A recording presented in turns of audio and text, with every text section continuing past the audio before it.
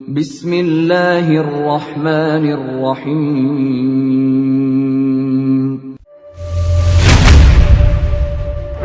يا أيها الذين آمنوا ادخلوا في السلم كافة.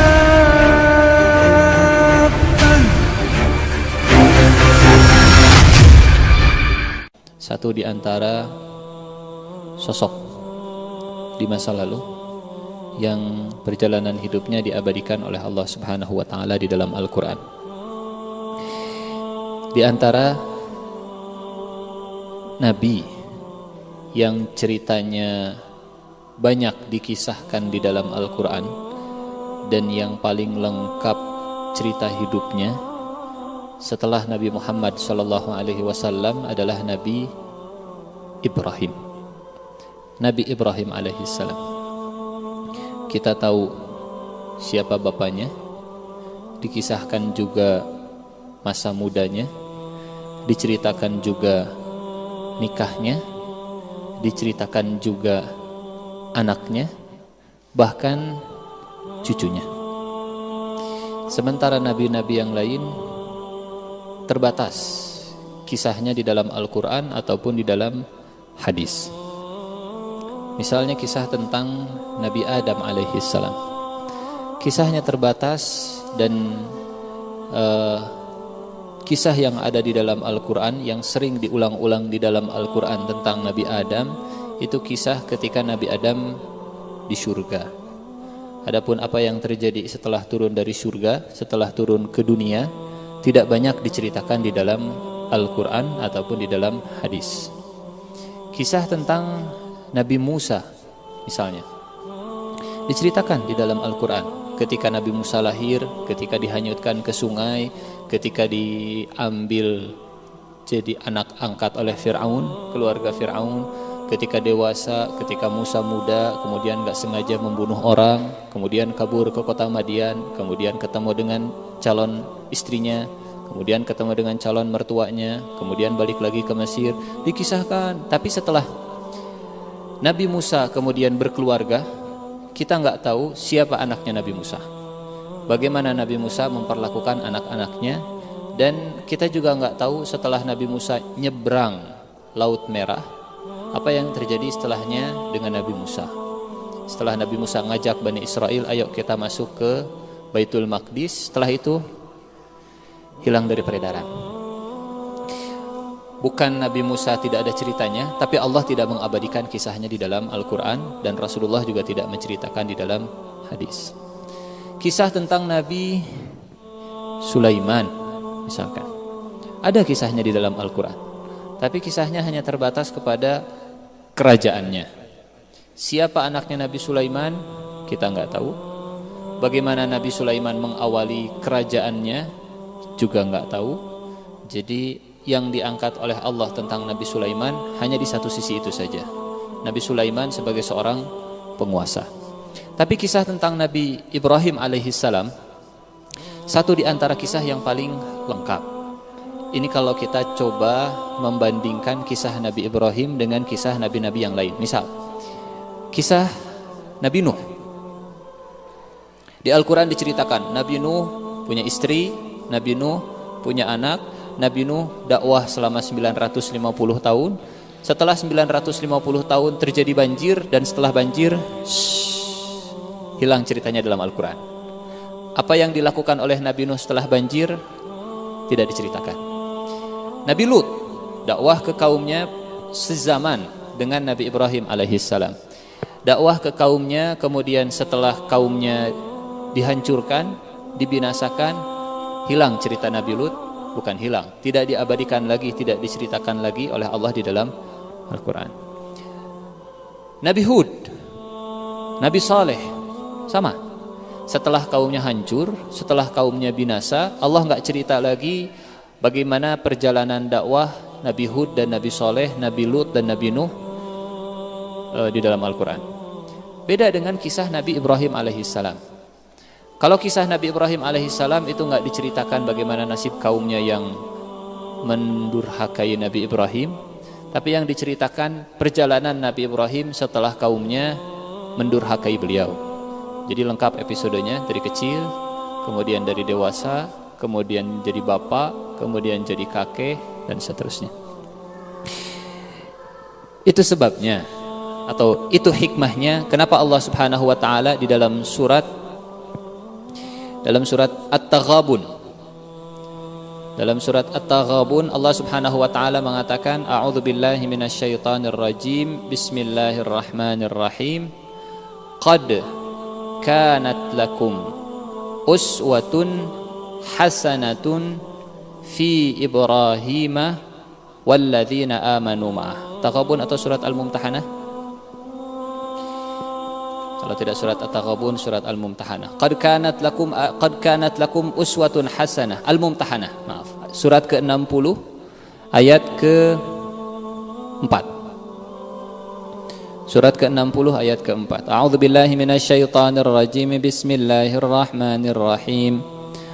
Qad kanat lakum uswatun hasanatun fi Ibrahim walladzina ma'ah. Sungguh telah ada suri tauladan yang baik bagi kalian pada Ibrahim dan orang-orang yang bersama dengannya. Hanya 2 kali di dalam Al-Quran uswatun hasanah disebutkan. 1 untuk Rasulullah di surat Al-Ahzab surat ke-33 ayat 21. Laqad kana lakum fi Rasulillahi uswatun hasanah. Dan yang kedua untuk Nabi Ibrahim, qad kanat lakum uswatun hasanah fi Ibrahim. Kenapa Nabi Ibrahim mendapat gelar dari Allah Subhanahu wa taala sebagai uswatun hasanah, teladan yang baik? Karena tadi yang disampaikan di awal, susah jadi teladan yang baik kalau sisi kehidupannya itu tidak kita ketahui.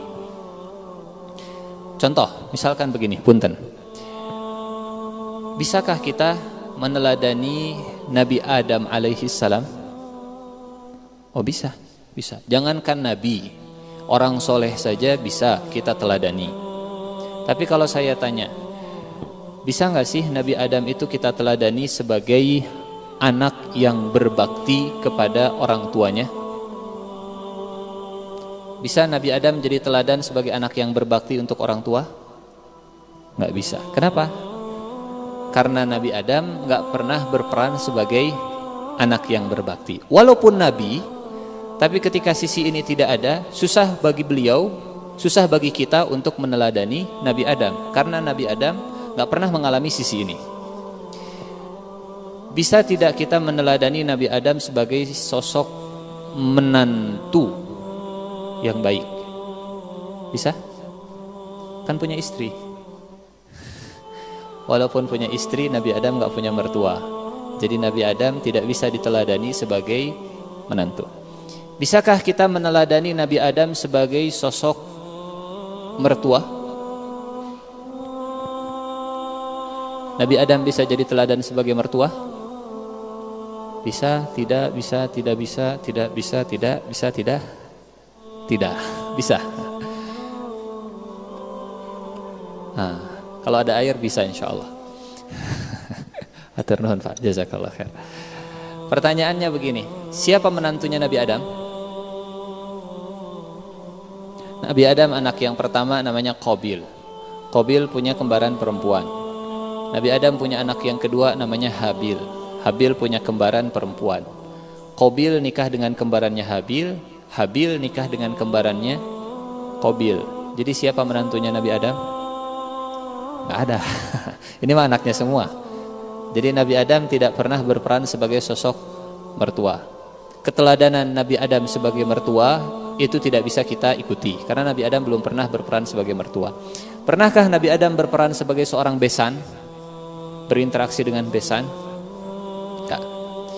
Walaupun Nabi Adam soleh, namanya juga Nabi, tidak ada yang tidak soleh, Nabi, tapi tetap saja keteladanan yang ada pada Nabi Adam terbatas, sehingga Allah tidak mengatakan qad kanat lakum fi Adam uswatun hasanah. Ada keteladanan, tapi uswatun hasanah yang sempurna di semua sisi itu tidak akan kita dapatkan pada Nabi Adam. Contoh, Nabi Sulaiman bisa jadi teladan? Oh bisa. Cuma kalau kita tanya, bisa nggak sih meneladani Nabi Sulaiman sebagai sosok orang fakir yang bersabar, orang miskin yang bersabar? Nggak. Kenapa? Karena seumur-umur Nabi Sulaiman nggak pernah miskin. Seumur-umur Nabi Sulaiman itu kaya dan bersyukur, penguasa yang adil. Sisi ini tidak ada pada diri Nabi Sulaiman. Beliau bisa jadi teladan untuk orang kaya agar bersyukur, untuk para penguasa agar bersikap adil. Tapi untuk fakir yang sabar dan rakyat yang tertindas, keteladanan sulit untuk kita temukan pada Nabi Sulaiman. Nabi Isa alaihissalam bisa jadi teladan? Oh bisa. Pada satu sisi, bisakah kita bikin training keluarga sakinah mawaddah warahmah ala Nabi Isa alaihissalam? Bisa. Karena Nabi Isa sejauh yang kita tahu tidak ada istri, tidak ada anak, tidak ada keluarga kecuali ibu. Tidak punya istri, tidak punya menantu, tidak punya mertua, tidak ada keluarga. Jadi walaupun beliau bisa jadi teladan, tapi keteladanannya terbatas. Yang jadi pertanyaan, lalu siapakah yang bisa diteladani oleh semua orang? Laqad kana lakum fi Rasulillahi uswatun hasanah. 1. Qad kanat lakum uswatun hasanatun fi Ibrahim. 2. Nabi Ibrahim dan Nabi Muhammad SAW bisa jadi teladan untuk kita semua.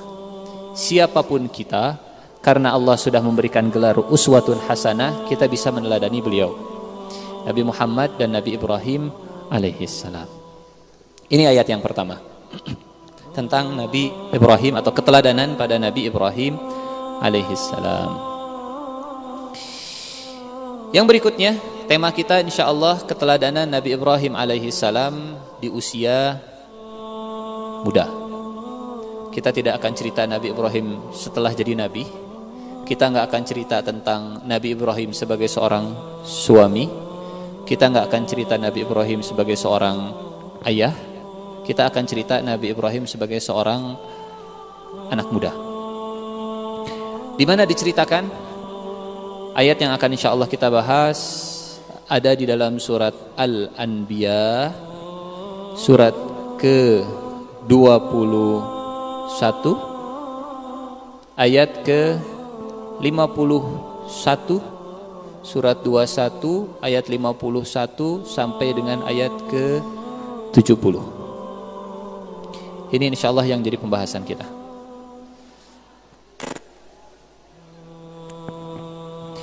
A'udzu billahi minasy syaithanir rajim. Bismillahirrahmanirrahim. وَلَقَدْ آتَيْنَا إِبْرَاهِيمَ رُشْدَهُ مِنْ قَبْلُ وَكُنَّا بِهِ عَالِمِينَ. Dan sungguh kami telah memberikan kepada Ibrahim rushdahu, petunjuk kepadanya, wa kunna bihi alimin, dan kami telah mengetahui dia. Ini yang pertama.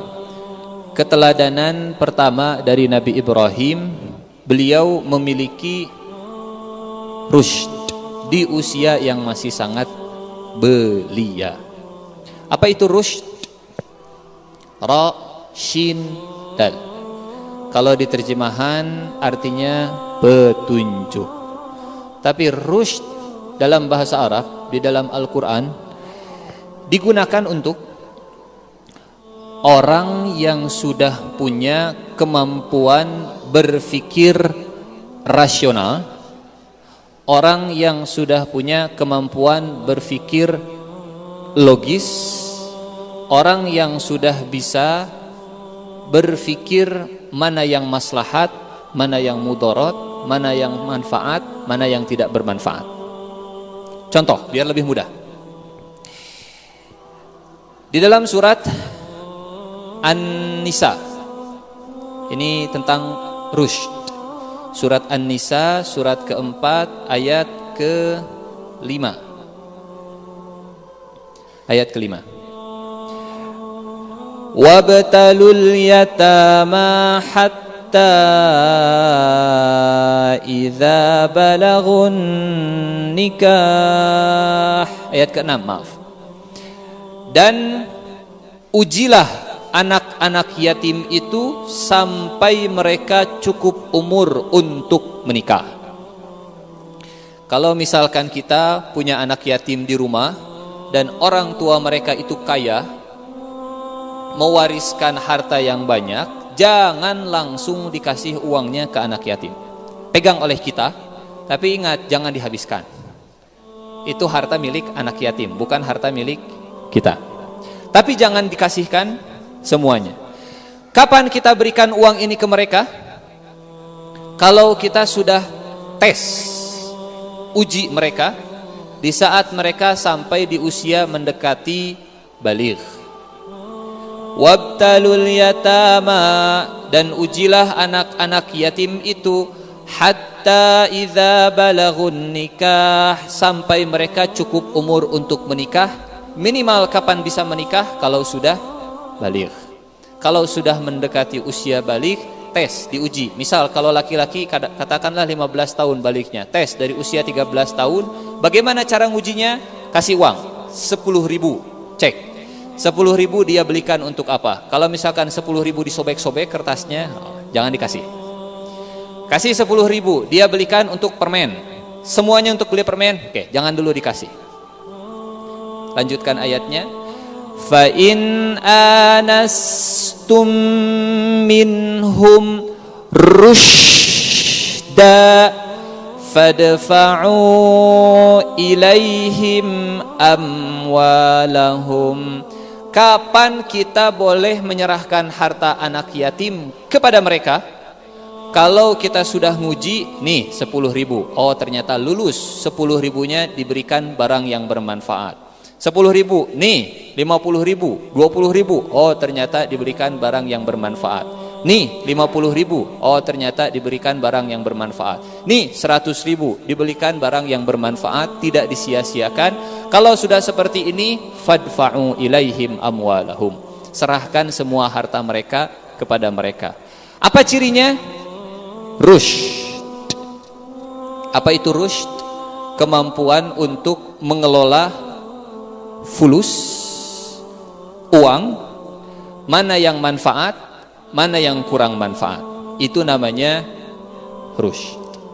Ibrahim alaihi salam ketika beliau masih muda, masih sangat belia, teenagers, beliau sudah punya rushd. Apa itu rushd? Rushd itu artinya sekali lagi kemampuan untuk berpikir, memilah mana yang manfaat, mana yang mudarat, mana yang maslahat, mana yang kurang maslahat, mana yang logis, mana yang tidak logis, mana yang berbahaya, mana yang tidak berbahaya.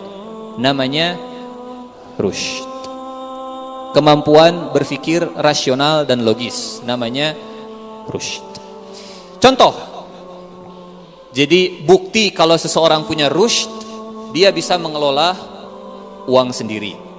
Kasih misalkan ibu yang punya anak atau mahasiswa yang sudah punya uang, sudah punya pemasukan sendiri atau masih dikirim oleh orang tua, nggak masalah. Kita bisa tahu kapan kita sudah punya rushd kalau kita sudah bisa mengelola keuangan. Cash flow-nya minimal seimbang, neraca keuangannya seimbang. Uang 100.000 bukan hanya untuk beli pulsa, kemudian sebulan atau seminggu saum terus-terusan. Bisa. Rushd itu salah satunya dari pengelolaan keuangan. Yang berikutnya, contoh rushd di dalam Al-Quran.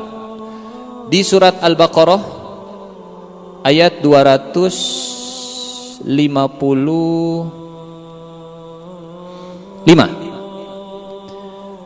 Surat Al-Baqarah ayat 256, maaf. La ikraha fid din. Lanjutkan. Qad tabayyana ar-rusydu minal ghayy. Jangan paksa untuk beragama. Kenapa? Karena telah jelas mana rusyd, mana ghayy. Maksudnya kalau orang menggunakan rasionya dengan benar, orang menggunakan logikanya dengan benar, akan ketemu rushdnya, dia akan tahu mana agama yang benar, mana agama yang tidak benar. La ikraha fid din. Qad tabayyana ar-rusydu minal ghayy. Di usia yang belia inilah Nabi Ibrahim sudah punya rushd, sudah tahu. Oh, ini enggak benar. Ini enggak maslahat. Ini makanan enggak pantas dibuang-buang, dikasih ke berhala. Contohnya, ini enggak uang yang banyak itu untuk dibakar, itu bukan termasuk sikap rushd. 10.000, 100.000 hanya untuk dibakar, itu bukan sikap rushd namanya. Nabi Ibrahim di usianya yang masih belia, beliau sudah memiliki rushd. Satu, keteladanan Nabi Ibrahim yang pertama memiliki rushd, memiliki rasional yang kuat, logika yang kuat, terbukti dari pilihannya yang mana yang manfaat, terbukti dari cara pengelolaan keuangannya stabil, cash flow-nya stabil lah kalau bahasa sekarangnya. Itu satu. Yang berikutnya, kita kembali ke surat Al-Anbiya.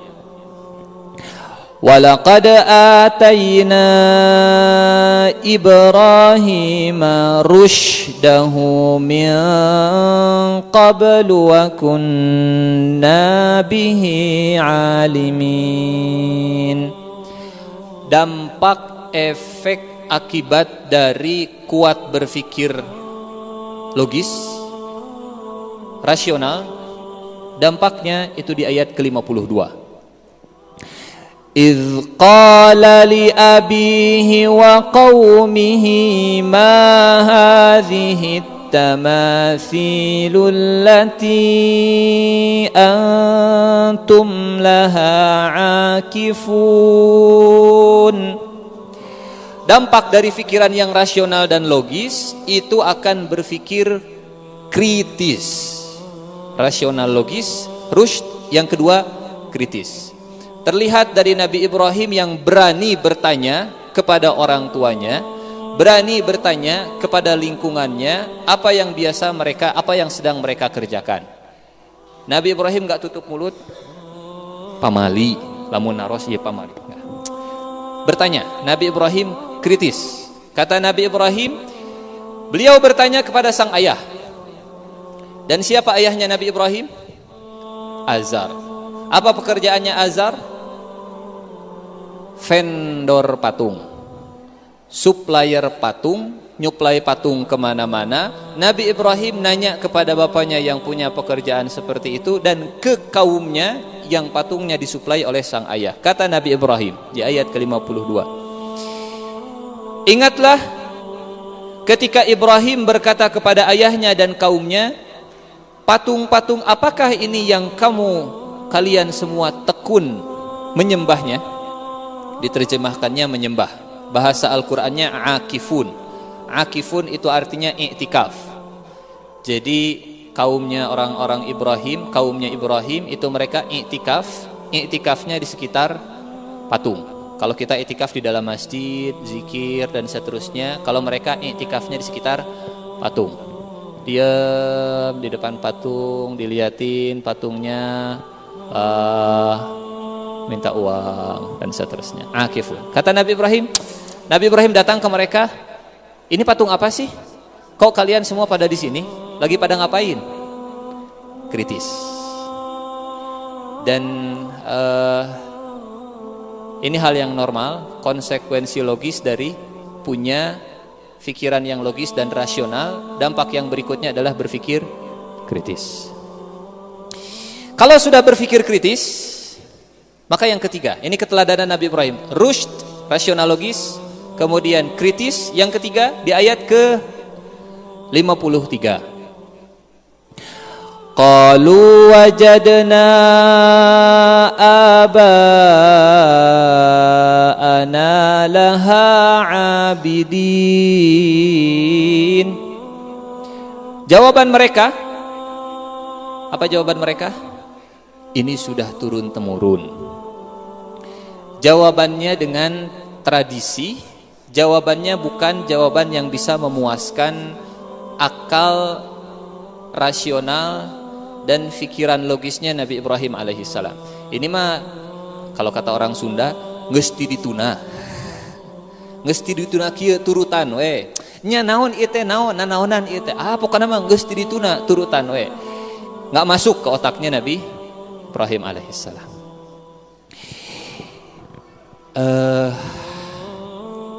Kita, saya dan kita semua yang sudah jadi orang tua, ada satu kebiasaan yang mesti dihindari.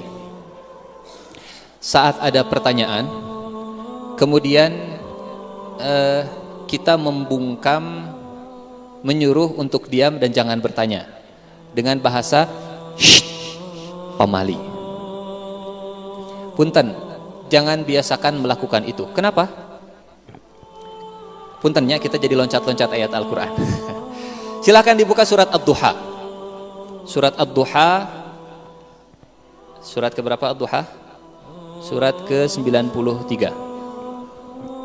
Ayat ke-6, ayat ke-7, ayat ke-8, ayat ke-9, ayat ke-10, ayat ke-11. Alam yajidka yatiman fa'awa. Wahai Muhammad, bukankah dia mendapatimu, Allah mendapatimu sebagai seorang anak yatim? Kemudian dia melindungimu. Wa wajadaka dhallan fahada. Dan bukankah Allah mendapatimu sebagai orang yang bingung, lalu dia memberikan petunjuk? Dhal diterjemahkan bingung. Walaupun secara bahasa dhal itu juga bisa berarti sesat. Ghairil maghdubi alaihim waladdallin. Bukan orang-orang yang engkau murkai dan bukan juga orang-orang yang sesat. Dhal bisa berarti sesat, dhal juga bisa berarti bingung. Wa wajadaka 'ailan fa'aghna. Dan bukankah Allah telah mendapatimu sebagai orang yang kekurangan lalu dia memberikan kecukupan? 3 kondisi Rasulullah sallallahu alaihi wasallam sebelumnya. 1, yatim. 2, bingung. Beliau melihat orang Mekah ieu teh kudu dikumahakeun, bingung. Beliau banyak bertanya, apa yang harus saya lakukan? Bingung. Yang ketiga, Rasulullah hidupnya kekurangan.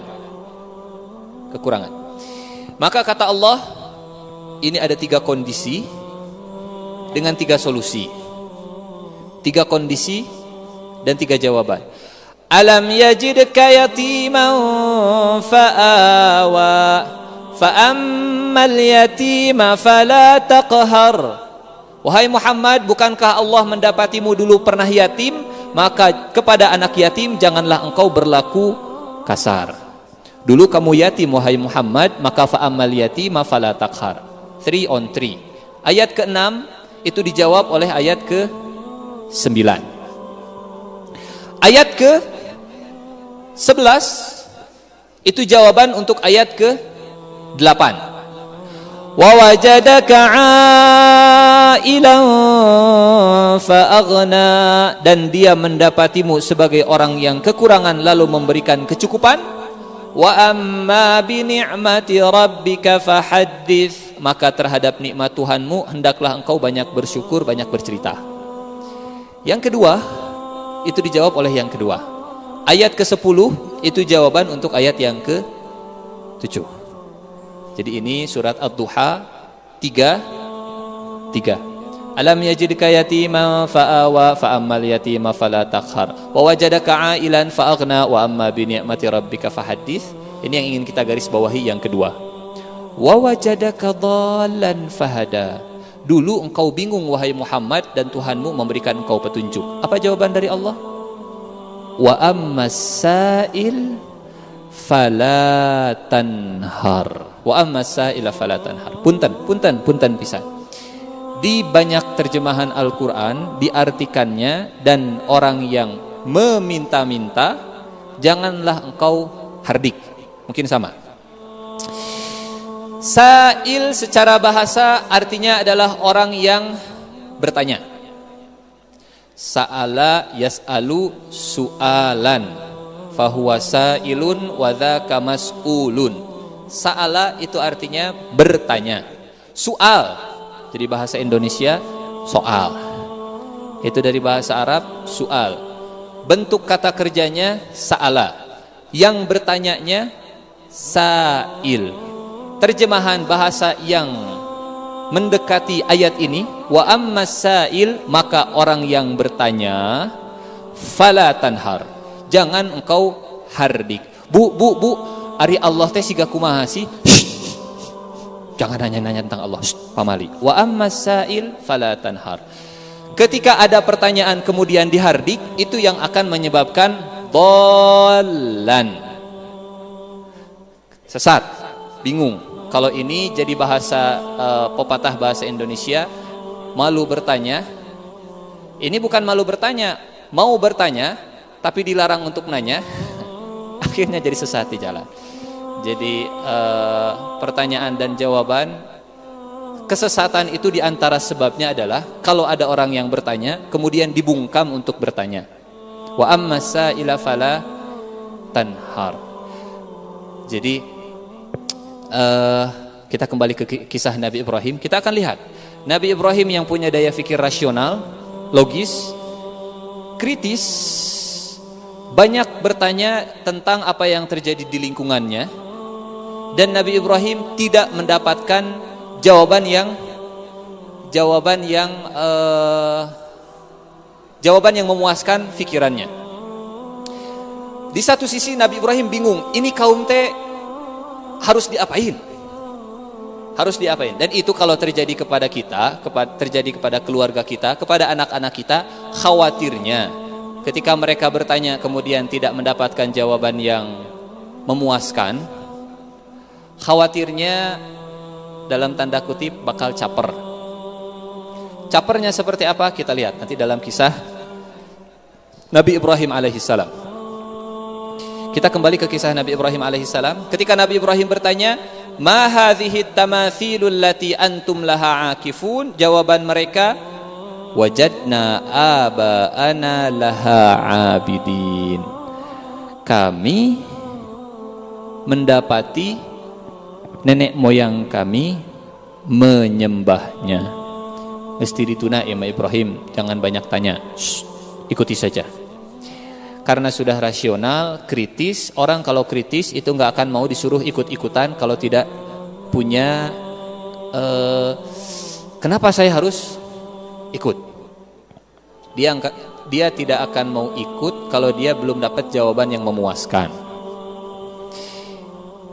Sehingga kata Nabi Ibrahim di ayat ke-54, qala laqad kuntum antum wa aba'ukum fi dhalalim mubin.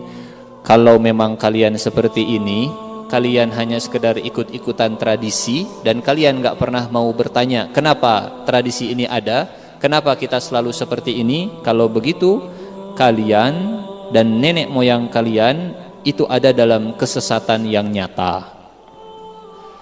Teenagers bicara kepada lingkungannya seperti itu. Kalian kalau nggak pakai otak kalian untuk bertanya kenapa tradisi ini terjadi dan tidak punya jawaban yang memuaskan, kalian berada dalam kesesatan yang nyata.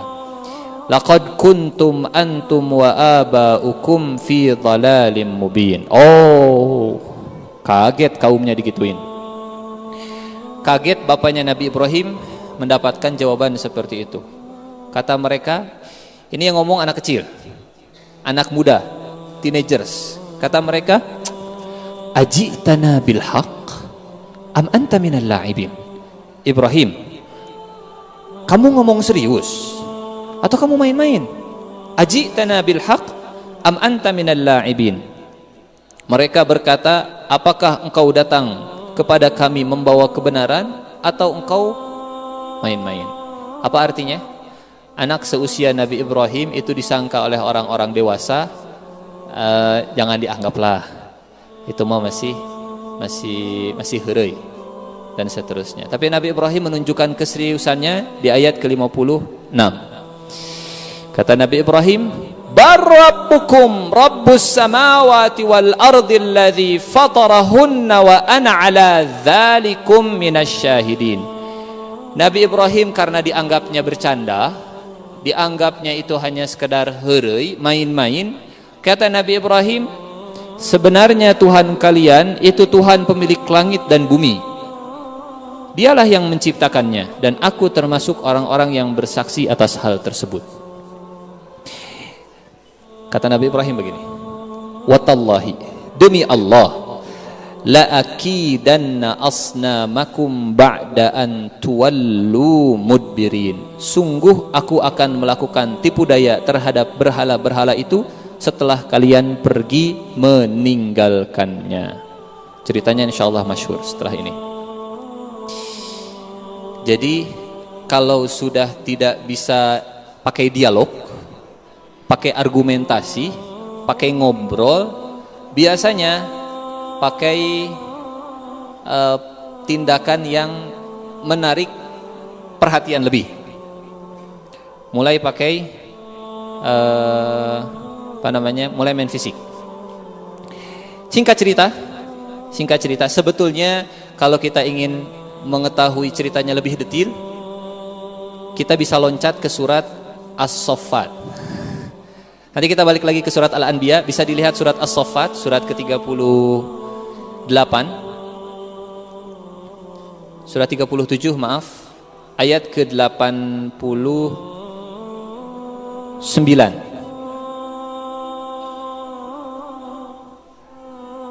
Ayat 90.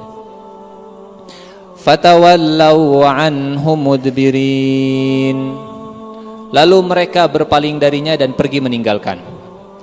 Jadi kan tadi ceritanya kaumnya Nabi Ibrahim, mereka lagi iktikaf di depan berhala. Bah, kasih saya makan, bah, kasih saya jodoh, bah, kasih saya rezeki. Mereka sedang iktikaf di depan patung. Setelah mereka pergi, mereka datang ke berhala itu kan pasti bawa makanan. Bah, ini sesajennya, tolong kasih saya rezeki. Bah, ini makanannya, tolong kasih saya jodoh dan seterusnya. Fatawallaw anhu mudbirin. Datanglah kemudian Nabi Ibrahim, faragha ila alihatihim, lalu dihadapinya. Kemudian Ibrahim pergi diam-diam kepada berhala-berhala mereka dan berkata. Masuk Nabi Ibrahim ke tempat penyembahan, kata Nabi Ibrahim ke berhalanya, di depannya ada sesajen. Kata Nabi Ibrahim, "Hey, ala ta'kulun?" Berhalanya besar. "Ala ta'kulun?" Ini sesajen kalian sudah ada di depan. "Ala ta'kulun?" Nabi Ibrahim ngajak ngobrol berhalanya, mereka diam. Kemudian kata Nabi Ibrahim, "Malakum la tantiqun?" Bayangkan tempat ibadah mereka di satu ruangan, orang-orang semuanya sudah pulang. Datang Ibrahim muda ke ruangan yang di situ banyak patung. Saya ngebayanginnya saja keeng. Apa keeng itu bahasa Indonesianya? Horor. Tempat yang banyak patungnya. Nabi Ibrahim yang muda sendirian ke sana, kemudian ngobrol dengan patung. "Malakum ala takulun?" Enggak makan? Kan. Ada ekonya karena ruangannya gede, patungnya gede semuanya. "Kenapa kalian enggak makan?" Kan. "Malakum la tantiqun?" Tikun. "Kenapa kalian tidak bicara?" Karena tidak ada jawaban. Kemudian Nabi Ibrahim faragha alaihim darban bil yamin. "Kalian enggak mau makan? Kalian enggak bisa bicara?" Tenggel. Dipukul oleh Nabi Ibrahim. Satu riwayat Nabi Ibrahim bawa kampak kemudian menghancurkan kampaknya. Jadi setelah ngobrol, setelah diajak makan enggak mau, kemudian dipukul pakai tangan kanan. Ini sedikit loncat ke surat As-Saffat. Kita balik lagi ke surat Al-Anbiya. Di surat Al-Anbiya ayat ke-58 Allah menjelaskan, faja'alahum judzadzan illa kabiran lahum la'allahum ilaihi yarji'un. Maka Ibrahim menghancurkan berhala tersebut berkeping-keping kecuali yang paling besar agar mereka kembali untuk bertanya kepada Ibrahim. Singkat cerita, datang waktu ibadah mereka, masuk ke kuilnya, masuk ke tempat ibadahnya. Ketika masuk, pas masuk mereka kaget. Man fa'ala hadza bi alihatina innahu laminadh dhalimin. Siapa yang berani-berani berbuat seperti ini kepada Tuhan kita, dia termasuk orang yang zalim, dia termasuk orang yang jahat. Oh, ribut, satu negeri, satu wilayah semuanya rame. Siapa yang berani menghancurkan kita, isunya menyebar. Punten, ini ciri meneladani Ibrahim muda yang ke berapa sekarang? Keempat, kelima, keempat. Satu rasional, dua kritis, yang ketiga tidak ikut-ikutan tradisi, tidak hanya sekedar ikut tradisi kalau belum dapat jawaban yang memuaskan. Yang keempat, Nabi Ibrahim bukan tipe anak muda yang lempar batu sembunyi tangan, hancurin, kabur kabur ke luar negeri. Enggak, Nabi Ibrahim pulang di rumah. Tadi kata Allah supaya mereka kembali bertanya, supaya Nabi Ibrahim itu kembali disidang, kembali diajak ngobrol. Jadi Nabi Ibrahim setelah menghancurkan pulang ke rumahnya santai. Saya sudah siap dengan resiko yang saya lakukan. Ini tipe yang keempat, Nabi Ibrahim pemuda yang berani bertanggung jawab dengan perbuatan yang sudah dilakukan. Berani mengambil resiko, rasional, kritis, nggak sekedar ikut-ikutan tradisi. Yang keempat, berani menanggung resiko. Ketika rame beritanya viral di negeri tersebut, siapa yang berani melakukan ini? Siapa yang berani melakukan ini? Akhirnya di antara mereka ada yang bilang, sami'na fatan. Kami dengar ada pemuda, yadhkuruhum yuqalu lahu Ibrahim. Ada pemuda yang pernah bilang mau menghancurkan berhala, namanya si Ibrahim. Ibrahim yang mana? Tuh, Ibrahim anaknya Azar. Oh, panggil. Kata mereka, fa'tu bihi ala a'yunin nasi la'allahum yashhadun. Sekarang ciri yang kelima, keteladanan Ibrahim muda yang kelima, punya kepercayaan diri untuk tampil di depan publik. Datangkan Ibrahim di depan semua mata supaya semuanya bisa melihat. Kalau Nabi Ibrahim tidak punya percaya diri yang tinggi, mungkin tampil di depan publik dilihatin sama orang lain, murungkut, bahasa Sundanya. Bahasa Indonesianya apa murungkut itu? Memurungkut. Itulah pokoknya. Jadi malu, demam panggung. Keteladanan Ibrahim muda yang kelima, berani tampil di depan mata banyak orang. Fa'tu bihi ala a'yunin nasi la'allahum yashhadun. Ditangkap Nabi Ibrahim, orang-orang sudah ngumpul, datang Nabi Ibrahim dalam kondisi terikat. Pede Nabi Ibrahim. Ningalikeun. Ningalikeun. Kurang lebih seperti itulah. Nabi Ibrahim tidak murungkut seperti ini, tidak kemudian seperti itulah, tidak rendah diri, tapi Nabi Ibrahim pede. Ya, saya yang melakukan. Dalam hati Nabi Ibrahim santai saja, menatap semua mata orang yang ada di depannya. Itu yang kelima. Yang keenam, ini dampak dari pede. Kata mereka, terjadi dialog di depan publik, bukan sekedar dialog. Kalau dialog santailah. Ini mah dihakimi masa. Dihakimi masa. Mereka bertanya, orang-orang ini, kata mereka, a anta fa'alta hadza bi alihatina ya Ibrahim? Apa engkau yang melakukan ini kepada Tuhan kami wahai Ibrahim? Semua orang nanya. Bayangkan, punten, tolong bayangkan kita di posisi Nabi Ibrahim, semua orang menghakimi kita. Usia masih sangat muda, kita dihakimi. Apa engkau yang melakukan ini? Nabi Ibrahim tidak nangis, Nabi Ibrahim pede. Ini karena yang kelima, karena Nabi Ibrahim punya percaya diri yang tinggi, tampil di depan mata banyak. Muncullah yang keenam, bisa bicara di depan publik. Bukan hanya sekedar tampil, tapi bisa bicara di depan publik. Dan bukan hanya sekedar bisa bicara, punya kemampuan bicara yang diplomatis. Ketika ditanya, a anta fa'alta hadza bi alihatina ya Ibrahim? Engkau pelakunya wahai Ibrahim? Nabi Ibrahim enggak menjawab begini, nya, naon kitu? Nah. Nabi Ibrahim juga tidak menjawab, enggak, bukan saya. Tidak diiyahkan, tidak juga dinegasikan. Nabi Ibrahim menjawab dengan diplomatis, mungkin pelakunya yang besar. Tuh lihat, patung semuanya hancur. Tuh lihat, sesembahan semuanya ada di depan patung yang gede, pelakunya Nabi Ibrahim semua. Setelah dihancurkan, sesajennya semua ditaruh di depan patung yang besar. Mungkin patung yang paling besar ini lapar, dia serakah mungkin. Mungkin dia pelakunya, mungkin. Nabi Ibrahim nggak bilang, iya saya pelakunya, bukan saya pelakunya, tapi mungkin. Bal fa'alahu kabirhum hadza. Mungkin ini yang paling besar pelakunya. Tuh lihat makanannya. Dan luar biasanya Nabi Ibrahim, cerdasnya Nabi Ibrahim, beliau tidak meninggalkan jejak kalau yang melakukannya adalah beliau. Orang-orang hanya menyangka, kayaknya sih Nabi Ibrahim. Kalau ada jejaknya, oh benar ya, tinggal itu jejaknya Nabi Ibrahim ya. Bau parfumnya juga parfum Ibrahim ini mah. Nah, jadi menghilangkan semua jejak, operasi desepsinya berhasil. Menghilangkan jejak Nabi Ibrahimnya berhasil. Kata Nabi Ibrahim, bal fa'alahu kabirhum hadza. Fas'aluhum. Ya, tanya saja dia. In kanu yantiqun. Kalau memang dia bisa bicara. Apa yang terjadi? Fas'aluhum in kanu yantiqun. Faraja'u ila anfusihim faqalu innakum antumuz zalimun. Tolong dilihat ayat ke-64 dengan ayat bandingkan ayat ke-64 dengan ayat ke-59. Di ayat ke-59 kata mereka, orang yang berani menghancurkan Tuhan kita adalah orang zalim. Man fa'ala hadza bi alihatina innahu laminadz zalimin. Yang menghancurkan sesembahan kita adalah orang zalim. Tapi ketika Nabi Ibrahim bilang, mungkin pelakunya adalah yang besar. Kata mereka, innakum antumuz zalimun. Kalau begitu kalian semua yang zalim. Kalian itu satu tafsirnya ke patung yang besar, innakum antumuz zalimun. Yang kedua ke orang-orang. Kalau yang pertama yang zalim itu Nabi Ibrahim dibilangnya, tapi setelah Nabi Ibrahim bilang mungkin yang besar.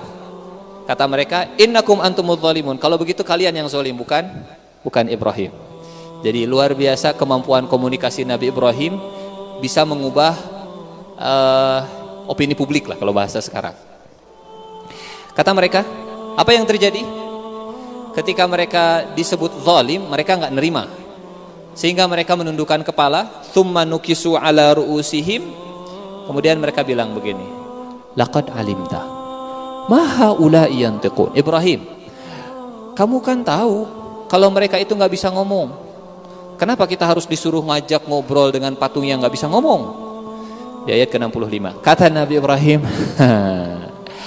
afata'buduna min dunillahi ma la yanfa'ukum wa la yadurrukum.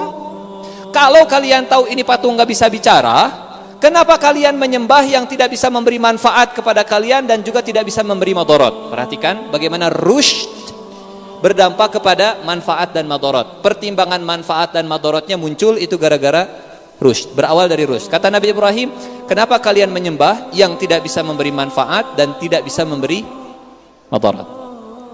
Kata Nabi Ibrahim, uffil lakum. Uff itu begini. Kenapa kalian menyembah yang tidak bisa memberi manfaat dan memberi madarat? Walima ta'buduna min dunillah. Kenapa kalian menyembah selain Allah? Afala ta'qilun? Atau marikir maneh teh? Afala ta'qilun? Apakah kalian tidak berfikir? Atau marikir maneh teh?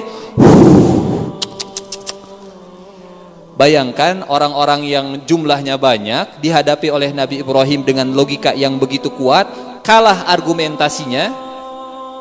Orang kalau sudah kalah otak, main otot. Orang kalau sudah kalah argumentasi, main fisik. Mereka kalah argumentasinya di depan Nabi Ibrahim sehingga kata mereka, harriqu, bakar Ibrahim, bakar.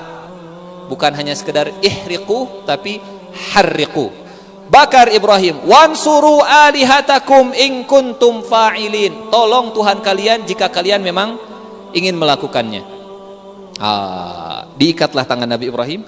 Apa Nabi Ibrahim menyesal? Enggak. Sudah siap dengan resiko yang diterima, bertanggung jawab dengan semua perbuatan. Nabi Ibrahim santai saja. Tangannya diikat, bajunya dilepas, badannya diikat, kemudian dibikin api yang besar. Enggak kecil, besar apinya. Dan karena apinya besar, Nabi Ibrahim itu harus dilempar dari jarak yang jauh. Karena kalau yang melemparnya juga dari jarak yang dekat, mereka juga kepanasan. Sehingga ini apinya besar, dibikin bangunan yang tinggi. Dari atas bangunan kemudian ada manjanik namanya. Manjanik itu alat pelempar batu. Kalau kita yang pernah nonton film zaman dulu, film kolosal zaman dulu, suka ada alat pelontar batu, namanya manjanik. Jadi Nabi Ibrahim ditempatkan di dalam manjanik. Nabi Ibrahim sudah dalam kondisi terikat, dan Nabi Ibrahim sudah siap dengan resiko yang diterima, dilempar dari atas supaya bisa jauh sampai ke api tadi.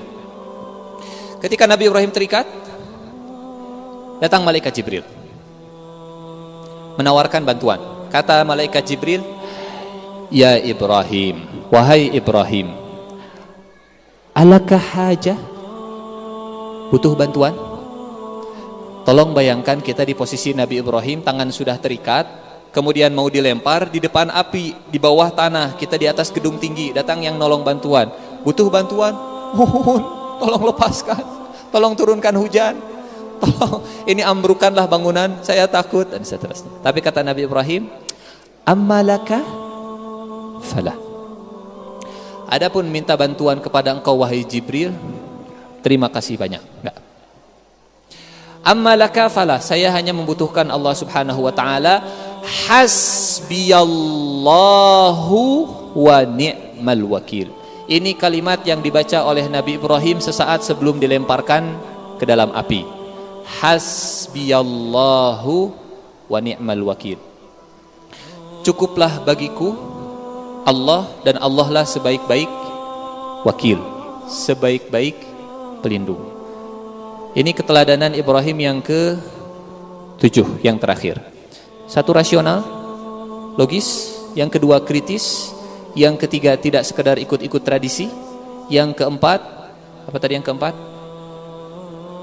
Bertanggung jawab dengan perbuatannya. Yang kelima, berani tampil di depan mata banyak orang. Yang keenam, punya kemampuan komunikasi yang baik, diplomatis. Yang ketujuh, punya kekuatan tawakal, bergantung kepada Allahnya kuat.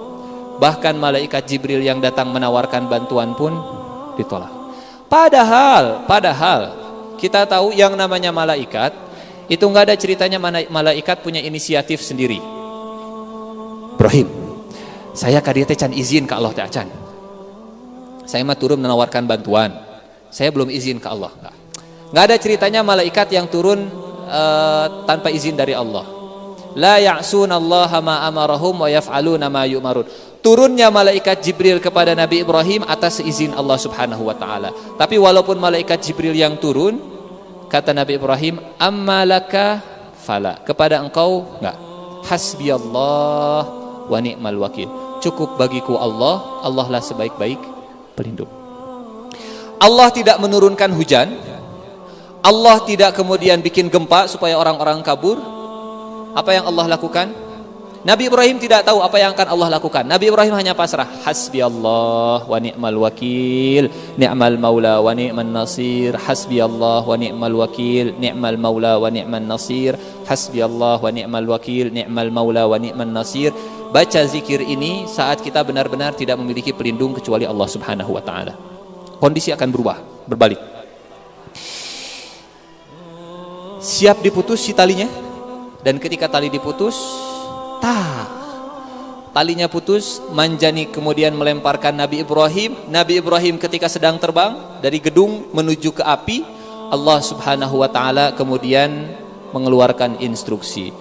Qulna, kemudian kami berfirman, ya nar, wahai api yang ada di alam semesta, siap, semua api mendengarkan perintah Allah. Siap ya Rabb, sami'na wa ata'na. Kuni barda, jadilah kalian semua dingin. Maka sejak saat itu api dingin. Ini dalam perjalanan Nabi Ibrahim ketika terbang. Ketika Nabi Ibrahim terbang, Allah berfirman, ya nar, kuni barda. Semua api dingin, termasuk yang ada di Bandung saat itu dingin. Kalau Allah tidak melanjutkan kalimatnya, Allah melanjutkan kalimatnya, kuni bardan wa salama. Dinginnya itu bukan dingin yang mematikan. Dinginnya bukan dingin yang membuat kulit sakit. Dinginnya bukan dingin yang membuat kaki gatal-gatal, bibir pecah-pecah, kaki pecah-pecah. dinginnya dingin yang salaman, dingin yang menyelamatkan. Maka pada saat itu semua api yang ada di dunia dingin dan dinginnya menyelamatkan. Kalau Allah tidak melanjutkan kalimat yang berikutnya. Ya nar kuni bardan wa salaman ala Ibrahim. Jadilah dingin yang menyelamatkan hanya apinya Ibrahim. Hanya apinya Ibrahim. Maka ketika Nabi Ibrahim dalam perjalanan, api yang akan mengenai Nabi Ibrahim berubah menjadi dingin dan menyelamatkan. Bagi orang-orang yang sedang nonton, mereka merasa gerah, mereka merasa panas karena dingin menyelamatkannya hanya ala Ibrahim. Saya tidak bisa membayangkan kalau Allah mengatakan ya narukuni bardan wasalaman, selesai. Mungkin hari ini kita nggak akan bisa masak air, atau panas-panas cai teh. Bikin api unggun di puncak, kalah beki tiris. Karena apinya bardan wasalaman, dingin dan menyelamatkan. Dingin.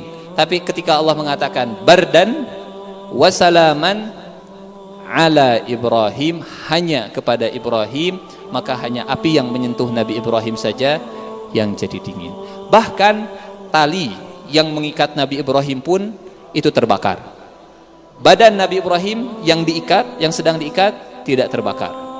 Dinginnya hanya kepada Nabi Ibrahim alaihissalam, bukan kepada tali yang mengikat, bukan kepada orang-orang yang ada di sekitar api. Sehingga Nabi Ibrahim di dalam santai, weh. Orang-orang lagi nonton, hey. Apa ya? Bardan wa salaman. Tidak terbakar, orang-orang melihat kok Nabi Ibrahim nyantai begitu. Dadah, mau masuk sini. Sini. Bardan wa salaman ala Ibrahim. Kayu bakarnya habis, kemudian api mengecil, apinya padam, Nabi Ibrahim keluar. Kotor, ada abu. Orang-orang melihat, oh. Kata Allah, wa aradu bihi kaida faja'alnahumul akhsarin. Dan mereka hendak berbuat jahat terhadap Ibrahim, maka kami jadikan mereka orang-orang yang paling rugi. Rugi dunia, rugi juga di akhirat. Rugi dunia, kalau rugi akhirat jelas. Mereka sudah berani membakar orang soleh, orang yang bertauhid. Rugi di dunia, mereka sudah capek-capek mengeluarkan biaya untuk bikin bangunan. Mereka sudah mengeluarkan tenaga untuk bikin manjanik. Mereka sudah capek-capek mengumpulkan kayu bakar. Kemudian mereka sudah capek-capek menyalakan kayu bakar yang lama, sampai akhirnya banyak kerugian materi, tapi targetnya tidak tercapai. Rugi di dunia dan rugi juga di akhirat. Ini mungkin kisah keteladanan Nabi Ibrahim di usia muda. Ada berapa poin tadi? 7 ya. 7 poin keteladanan yang mudah-mudahan bisa kita aplikasikan atau bisa kita ajarkan ke orang lain, kepada diri kita dan ke orang lain. 1, rasional, logis, dibuktikan dengan pilihan manfaat, maslahat dan keuangannya. Yang kedua, kritis, dan kalau ada pertanyaan jangan dibungkam, jawab. Yang ketiga, tidak sekedar ikut-ikutan tradisi.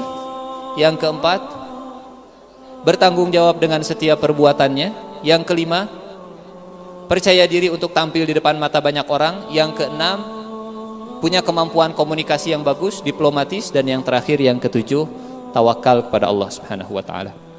Kakek Rasulullah sallallahu alaihi wasallam, Nabiullah Ibrahim alaihi salam. Ibrahim alaihi salam. Sosok nabi yang diagungkan oleh 3 pemeluk agama besar, agama langit, Yahudi, Nasrani, dan umat Islam. Semuanya mengagungkan Nabi Ibrahim alaihi salam. Selain Nabi Ibrahim alaihi salam, memang beliau pernah tinggal di 3 kota besar yang menjadi asal munculnya 3 agama besar ini. Beliau pernah tinggal di Babilonia, di Irak, aslinya orang Irak. Kemudian beliau hijrah ke Syam, Palestina. tempat lahirnya Nabi Isa alaihi salam. Kemudian beliau juga hijrah ke Mesir, tempat lahirnya Nabi Musa alaihi salam. Kemudian beliau juga hijrah ke kota Mekah, tempat lahirnya Nabi Muhammad sallallahu alaihi wasallam. Di Mesir ada Nabi Musa, di Syam ada Nabi Isa, dan di Mekah ada Nabi Muhammad sallallahu alaihi wasallam. 3 nabi yang diagungkan oleh masing-masing. Kalau untuk umat Islam semuanya dihormati. Nabi Ibrahim alaihi salam bahkan bukan hanya penganut agama Samawi, termasuk bahkan selain penganut agama Samawi pun menghormati Nabi Ibrahim alaihissalam. Ala kulli hal, Ibrahim alaihissalam dikisahkan di dalam Al-Quran di beberapa tempat, di beberapa surat. Tadi surat yang dibacakan juga termasuk kisah Nabi Ibrahim alaihissalam. Ada dalam surat Al-Baqarah, ada dalam surat Thaha, ada dalam surat An-Najm, ada dalam surat dan seterusnya, tersebar di beberapa surat. Insyaallah sore ini hanya sepertinya ke depan kita akan 2 atau 3 kali pertemuan tentang kisah Nabi Ibrahim alaihissalam. Karena kisah Nabi Ibrahim alaihissalam ini kita bisa bagi jadi, setidaknya kita bisa bagi jadi 2, atau kita bisa bagi jadi 3, atau jadi 4 pun bisa. Misal, kalau kita bagi jadi 2, kisah Nabi Ibrahim alaihissalam di masa muda dan kisah Nabi Ibrahim alaihissalam setelah beliau berkeluarga. Kisah ketika bujangan dan kisah romantika Nabi Ibrahim alaihissalam dengan keluarganya. Atau kalau kita bagi jadi 3, kisah Nabi Ibrahim menghadapi kaumnya, penyembah patung, penyembah berhala, yang vendor patungnya itu orang tuanya sendiri, supplier patungnya itu orang tuanya sendiri. Kemudian kisah yang kedua, Nabi Ibrahim alaihissalam menghadapi kaumnya yang menjadi penyembah bintang. Dan kisah yang ketiga, kisah Nabi Ibrahim alaihissalam yang menghadapi raja kita mengenalnya dalam cerita Namrud. Atau kita juga bisa membagi kisah Nabi Ibrahim alaihissalam berdasarkan kekeluargaannya.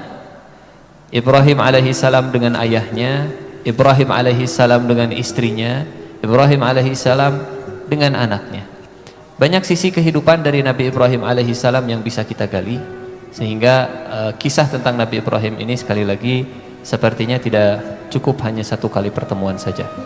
Insyaallah kita akan buat 2 atau 3 kali pertemuan. Untuk pertemuan yang sekarang, kita mulai dari 1 ayat muqaddimah dari kisah Nabi Ibrahim alaihissalam.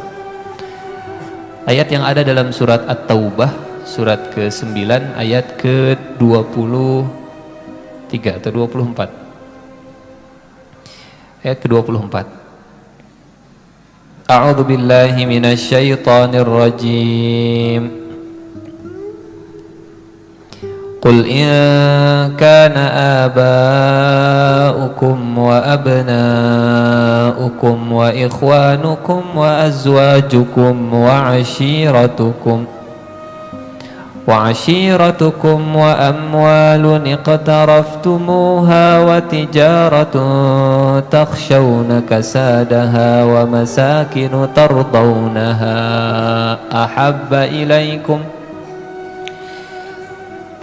أحب إليكم من الله ورسوله وجهاد في سبيله فتربصوا حتى يأتي الله بأمره والله لا يهدي القوم الفاسقين.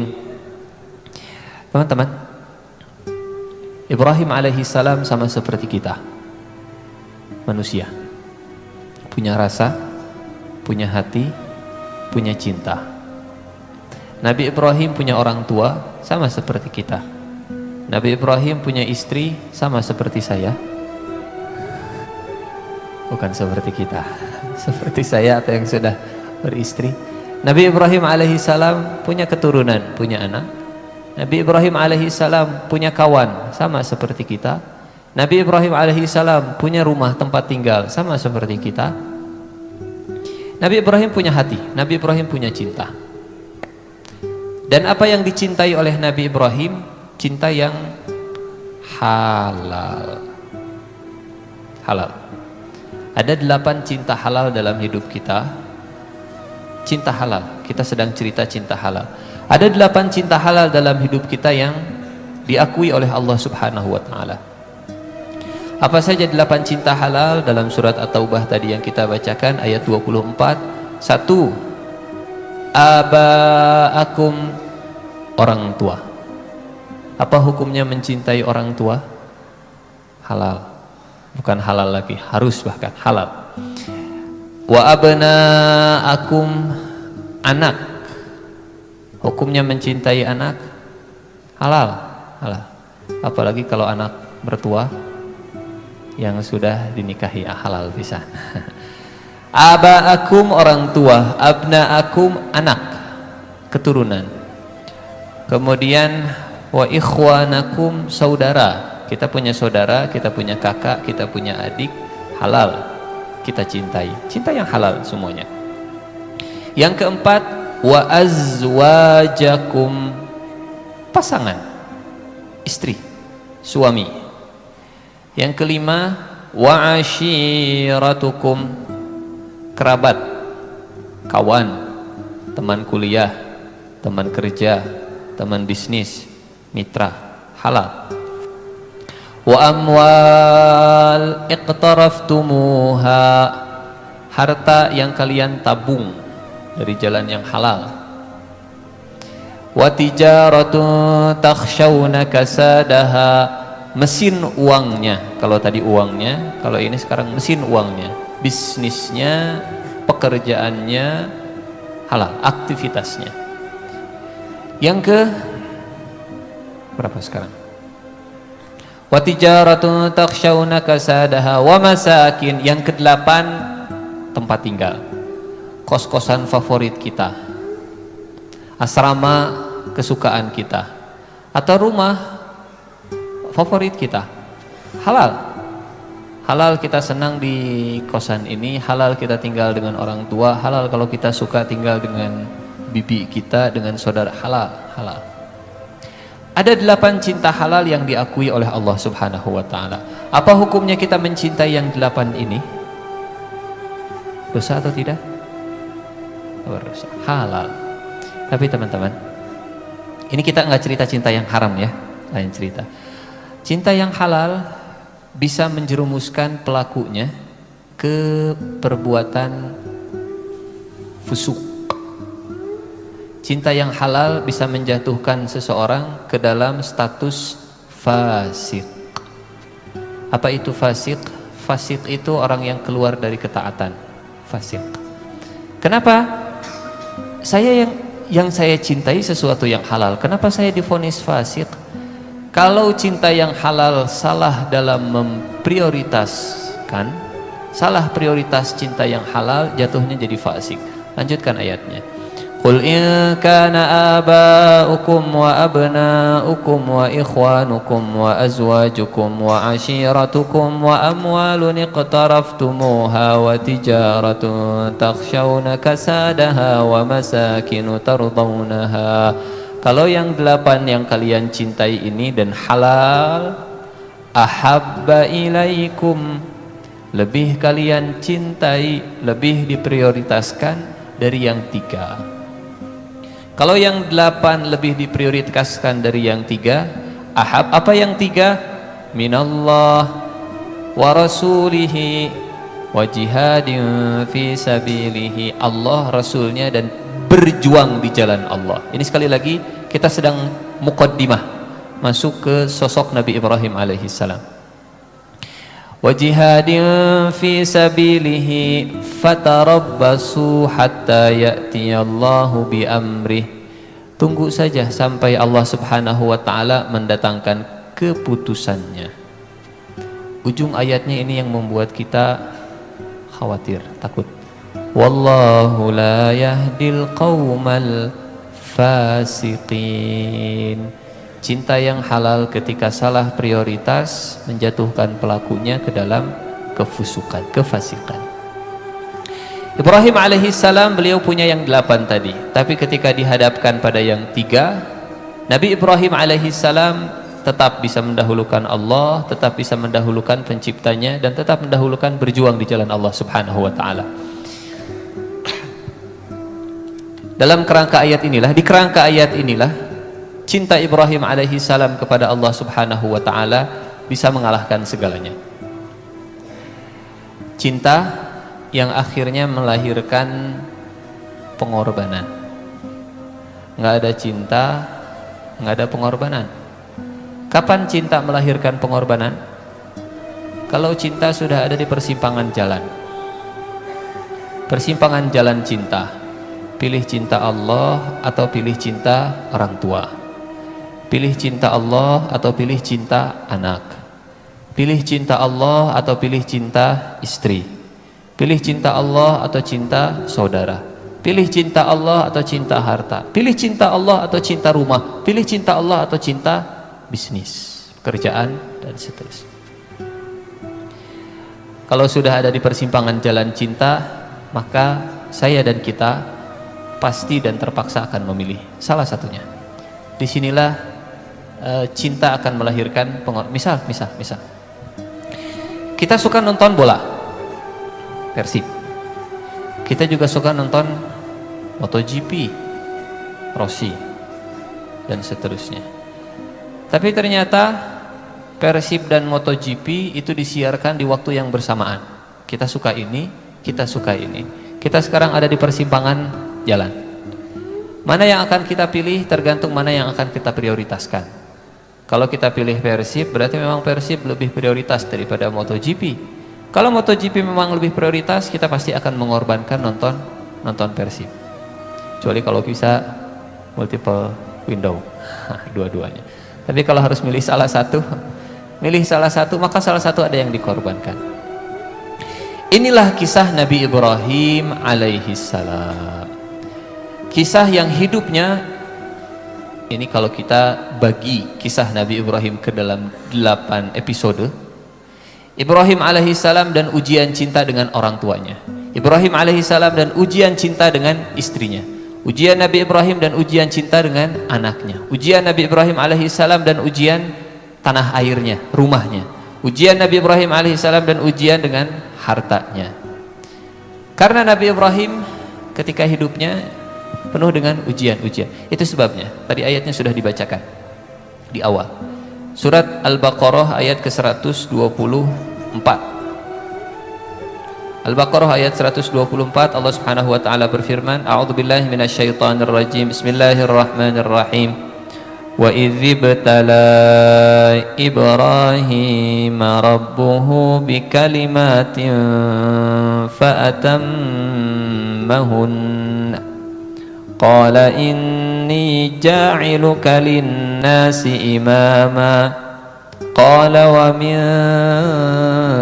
dzurriyyati. Qala la yanalu 'ahdidz zalimin. Dan ingatlah ketika Nabi Ibrahim alaihissalam diuji. Ibtala, diuji. Dengan apa Nabi Ibrahim diuji? Bikalimat, dengan banyak ujian, dengan banyak kalimat. Ujian apa saja tadi? Minimal ujian yang 8. Ujian dengan orang tuanya. Teman-teman, punten. Bukan hal yang mudah. Bukan hal yang mudah. Kita pengen, sebutlah, kita pengen jadi orang soleh, misal. Tapi orang tua tidak mendukung. Bukan hal yang mudah. Yang perempuan, saya pengen pakai jilbab, tapi kata orang tua, radikal, jangan, sangka teroris nanti. Kita pengen rajin ke masjid, kata orang tua, hati-hati, nanti ke bawah yang enggak. Kita pengen hadir ke majelis ilmu, kata orang tua, jangan, nanti begini, nanti. Bukan hal yang mudah. Sebagai seorang anak, punya orang tua yang tidak mendukung untuk dekat kepada Allah Subhanahu wa ta'ala. Di sini Nabi Ibrahim alaihissalam diuji bikalimat. Satu. Bagaimana interaksi Nabi Ibrahim kemudian dengan orang tuanya? Ayatnya ada pembahasan khusus. Kemudian Nabi Ibrahim alaihissalam, wa idzibtala Ibrahim rabbuhu bikalimat. Ada ujian lagi dari yang 8 tadi. Ujian Nabi Ibrahim alaihissalam dengan anaknya. Dengan anaknya ini yang kemarin baru saja kita lewati. Ada seorang bapak, suami istri nikah. Nanti mungkin terasalah oleh kita. Tapi mudah-mudahan gak terjadi sama teman-teman. Saya gak berharap, tidak mendoakan. Di antara harapan terbesar suami istri kalau sudah nikah itu punya keturunan. Setahun gak punya keturunan, oke, biasa. 2 tahun gak punya keturunan, sudah mulai was-was. 3 tahun gak punya keturunan, gelisah. 4 tahun gak punya keturunan, mulai ada gesekan. Jangan-jangan di bapak, enggak, jangan-jangan di ibu, jangan, coba periksa, ramai. 5 tahun masih gak punya keturunan, khawatir. 6 tahun gak punya keturunan, sedih. 7 tahun, 8 tahun. Nabi Ibrahim alaihissalam sejak awal menikah sampai dalam tafsir diceritakan usianya 80-an, 90-an masih belum dikaruniai anak. Dan wajar, nanti insya Allah teman-teman merasakan, wajar kalau seorang suami istri kemudian punya anak, wajar kalau sayang sama anaknya. Apalagi ini anak yang sudah ditunggu-tunggu puluhan tahun, bukan lagi 1 tahun, 2 tahun, 5, puluhan tahun. Setelah menikah puluhan tahun baru lahir seorang anak. Wajar kalau Nabi Ibrahim alaihissalam cinta ke anaknya, normal, halal. Di tengah rasa cintanya ke anaknya, cinta yang halal, tiba-tiba datang perintah dari Allah. Dan wajar kalau Nabi Ibrahim cinta sama istri yang sudah melahirkan anak tunggalnya, ke Siti Hajar. Tapi datang perintah dari Allah, Ibrahim, ya Allah, bawa anak dan istrimu ke lembah kematian, ke Mekah. Saya bisa bilang Mekah saat itu lembah kematian. Bukan kalimat saya, tapi kalimat Al-Quran sendiri yang mengatakan itu lembah kematian. Memang tidak disebut lembah kematian, tapi bisa kita simpulkan itu lembah kematian. Di surat Ibrahim ayat ke-37, surat ke-14 ayat ke-37. Kondisi geografis kota Mekah saat itu digambarkan oleh Allah dalam doanya Nabi Ibrahim. Rabbana inni askantu min dzurriyyati biwadin ghairi dzi zar'in. Ya Allah, saya tempatkan anak istri saya yang baru melahirkan, anak istri saya yang ini satu-satunya anak tunggal, anak milik saya tempatkan di sebuah lembah. Apa artinya lembah? Cekungan. Bukan sembarangan cekungan. Mekah itu lembah yang dikelilingi gunung. Artinya dia terisolasi dari pandangan mata dari luar. Orang nggak akan tahu kalau di balik gunung ini ada cekungan dan di dalam cekungan ada orang.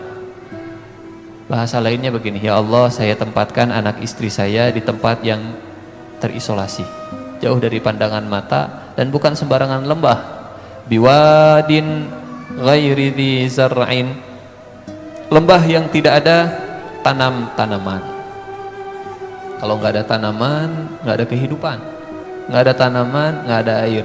Lumut saja ya Allah nggak mau hidup di sini, nggak bisa hidup di sini.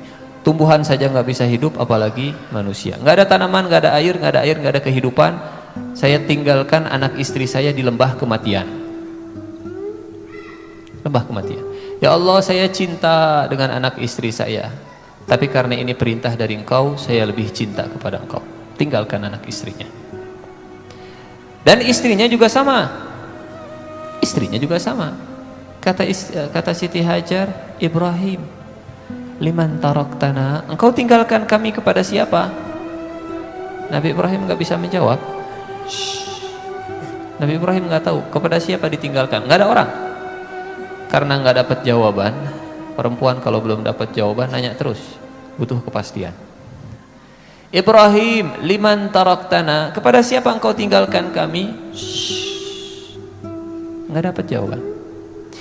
3 kali bertanya dengan perasaan yang sama, perasaan yang tidak ingin ditinggalkan oleh pasangan. Ibrahim, liman taraktana.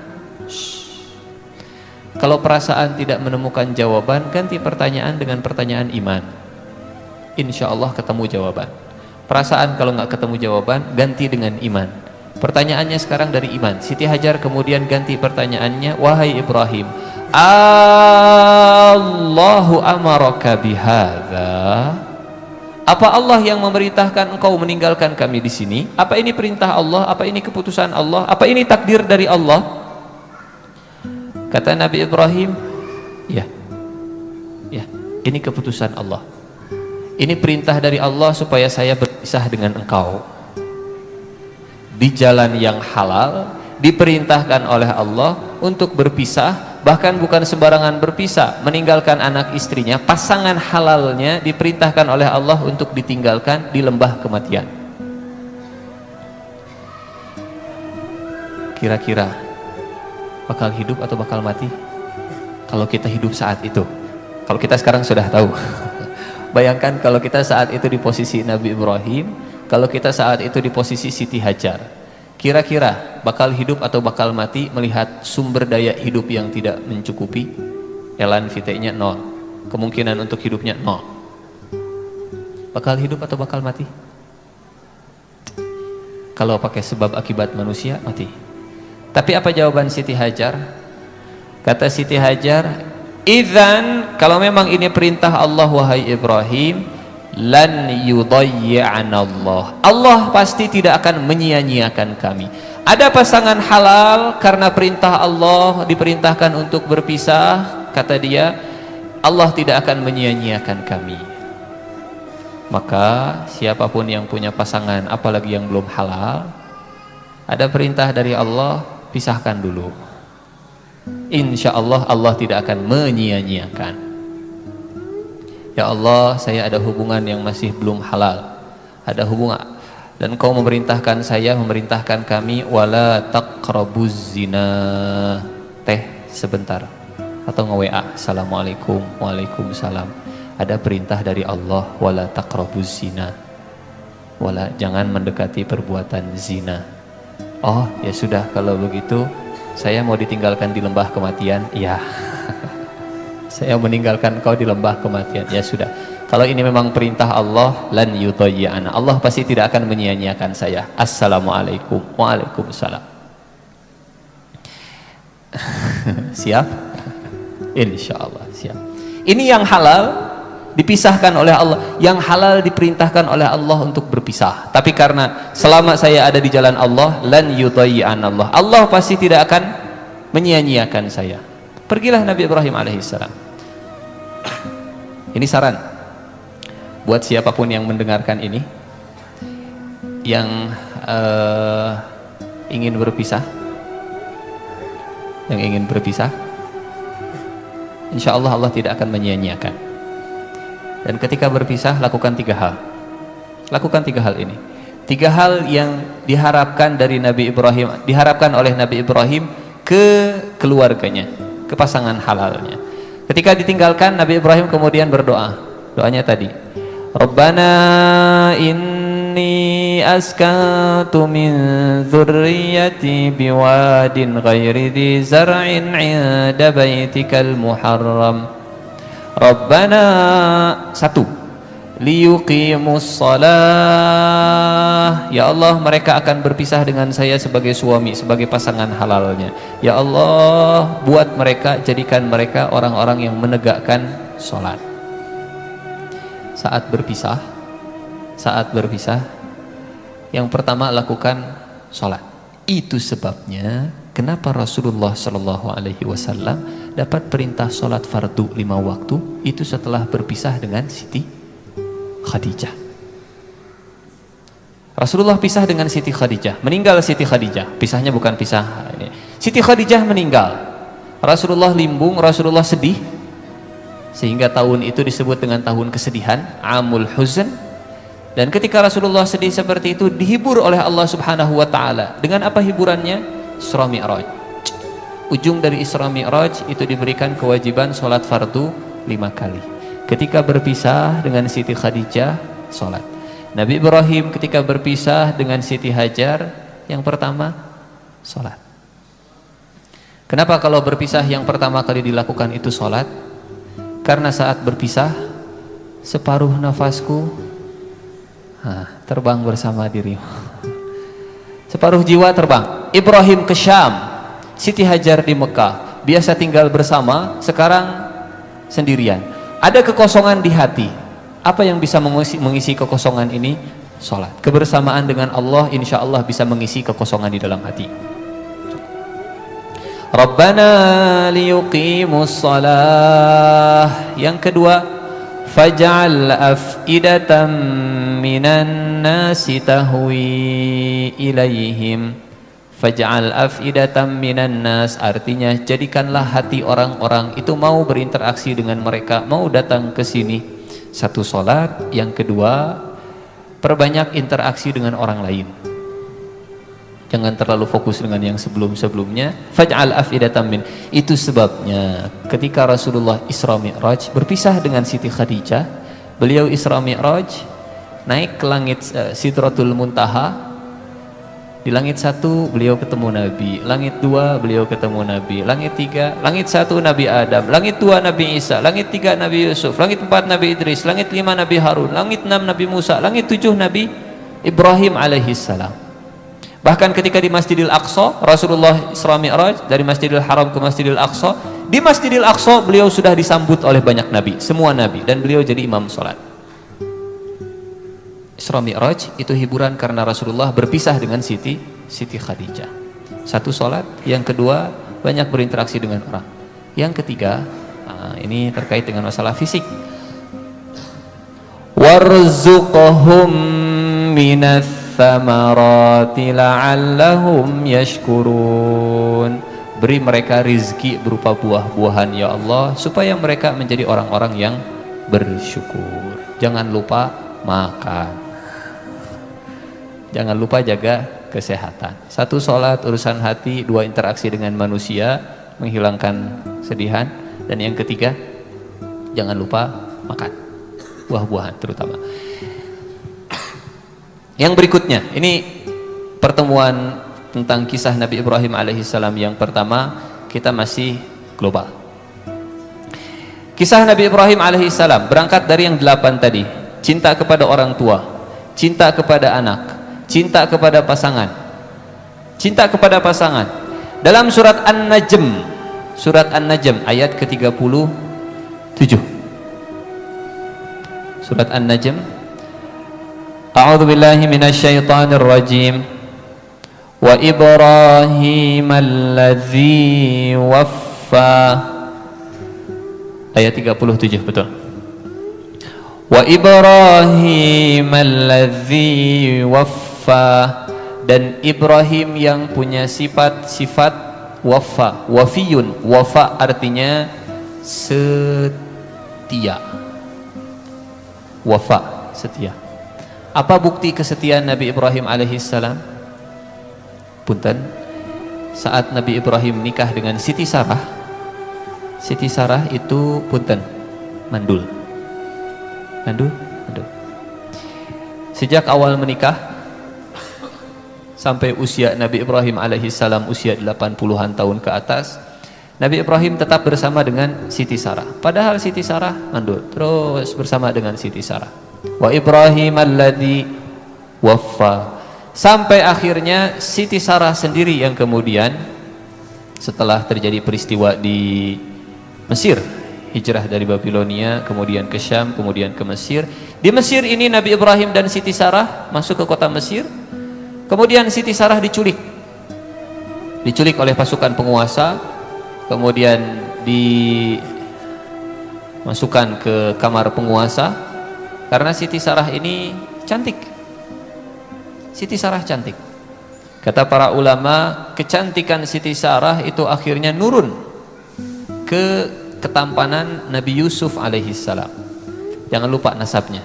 Ibrahim alaihissalam dengan Siti Sarah kemudian punya anak namanya Ishak. Ishak kemudian punya anak namanya Yakub. Yakub kemudian punya anak namanya Yusuf. Kata para ulama, ketampanan Nabi Yusuf itu berasal dari kecantikan Siti Sarah. Kecantikan Siti Sarah. Siti Sarah kemudian dirampas, dibawa ke kamar penguasa. Si penguasa Mesir ini ingin mendekati, tapi ternyata Allah lumpuhkan. Datang lagi dilumpuhkan, datang lagi dilumpuhkan. Akhirnya kata si penguasa, saya nggak mau lagi dekat sama perempuan ini perempuan aneh, ini maksum, nggak bisa didekati. Bebaskan dia, kasih hadiah-hadiah dengan seorang perempuan namanya Hajar.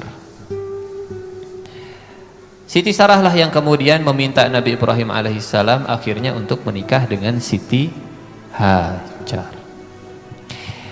Abaakum, dengan ayahnya. Insyaallah ada episode khusus Nabi Ibrahim dengan ayahnya. Wa abnaakum, dengan anaknya. Wa ikhwanakum, dengan saudara-saudaranya. Wa azwajakum, dengan pasangannya. Wa ashiratakum, dengan kerabatnya. Wa amwal, dengan hartanya. Wa tijarah, dengan bisnisnya. Wa tijaratun takhshawna kasadaha. Dari hartanya saya ingin kita melihat surat Az-Zariyat. Surat Az-Zariyat. Surat Az-Zariyat surat ke 51. Masih tentang kisah Nabi Ibrahim alaihissalam, ayat ke-24. A'udzu billahi minasyaitonir rajim. Hal ataka haditsu dhaifi Ibrahimal mukramin. Apakah telah datang kepada kalian cerita tentang tamunya Nabi Ibrahim yang dimuliakan? Tamunya Nabi Ibrahim yang dimuliakan. Idz dakhalu alaihi faqalu salama. Tamu ini datang kepada Nabi Ibrahim, kemudian mereka mengucapkan salam, assalamualaikum. Qala salamun qaumun munkarun. Kata Nabi Ibrahim, waalaikumsalam, kalian kaum yang tidak kami kenali. Nabi Ibrahim belum tahu saat itu kalau yang datang malaikat. Faragha ila ahlihi, maka kemudian luar biasa, Nabi Ibrahim kedatangan tamu. Tamunya tidak dikenal. Lain cerita kalau tamunya dikenal. Yang datang ternyata teman kita, yang datang ternyata saudara kita, yang datang ternyata orang tua kita, yang datang orang yang kita kenal. Wajar kalau kita cepat-cepat ke dapur, tunggu sebentar ya, silakan duduk, silakan duduk, silakan duduk. Masuk ke kamar, masuk ke dapur, siapkan makanan, siapkan toples, kemudian menyuguhkan, mangga, silakan diminum, mau teh, mau kopi, mau susu, sebentar saya siapkan dulu. Wajar dikenal. Ini tamu yang datang, salamun qaumum munkarun, keselamatan kepada kaum yang tidak kami kenali, silahkan duduk. Meskipun tamunya tidak dikenal, di ayat berikutnya Allah mengatakan, faragha ila ahlihi, kemudian Nabi Ibrahim pamit sebentar dengan cepat ke belakang, ke keluarganya. Faja'a, nggak lama Nabi Ibrahim kemudian datang. Bi'ijlin samin. Ijl itu anak sapi, samin itu yang besar, gendut. Samin ini daging yang paling enak, yang paling mahal, yang paling istimewa. Kalau kita kemarin potong sapi, ada satu bagian dari sapi, kan macam-macam tuh bagian dari sapi. Ada khas dalam, ada khas luar, ada macam-macam lah, ada gandik, ada macam-macam lah bagian. Yang paling mahal dari sapi, yang biasanya ke restoran kemudian dibuat jadi steak, itu bagian khas dalam. Khas dalam. Kalau yang buat rendang biasanya bagian kaki agak atasan sedikit. Yang buat gepuk biasanya bagian leher, dan seterusnya lah. Khas dalam itu agak belakang, di bagian pinggang agak dalam. Khas dalam bentuknya agak panjang, lembut, empuk, paling empuk. khas dalam. Ada khas dalam, ada khas luar, dan seterusnya lah. Kemarin mungkin, atau anda penting mau makan lah. Nyate pokoknya nama. Bagian yang paling empuk khas dalam, dan yang paling enak itu anak sapi, paling muda, dagingnya masih empuk. Ibrahim alaihissalam, beliau kedatangan tamu. Tamunya nggak dikenal. Meskipun tamunya nggak dikenal, beliau kemudian pamit undur diri, silahkan. Kemudian Nabi Ibrahim ke keluarganya. Nggak lama kemudian Nabi Ibrahim datang dengan faja'a bi'ijlin samin. Nabi Ibrahim bawa daging sapi, anak sapi yang gendut. Siapa tamunya? Belum tahu. Tapi nggak peduli. Walaupun ini tamu yang tidak diketahui, yang penting tamu dihormati, dimuliakan. Bagaimana bentuk pemuliaannya?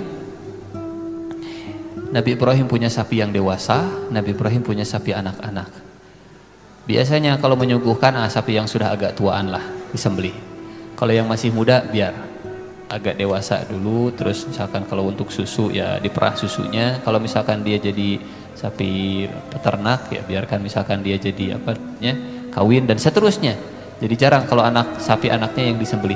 Ini tamu disuguhkan anak sapi yang dagingnya sangat lembut, gendut. Tamunya tidak dikenal. Tamunya tidak dikenal.